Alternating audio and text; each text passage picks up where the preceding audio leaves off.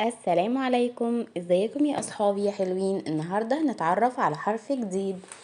ده اسمه حرف الدال. انت يا دال صوتك ايه؟ انا ليا 3 اصوات.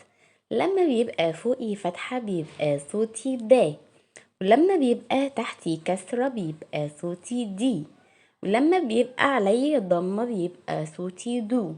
يبقى حرف الدال صاحبنا ليه 3 أصوات: دا، دي، دو.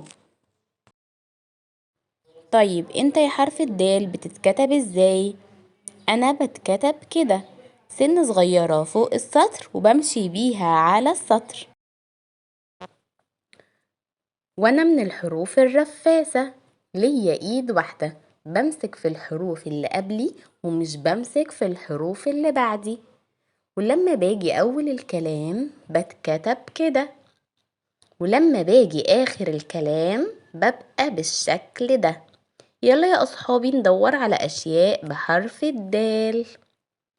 دال دجاجة، دال دب، دال ديك،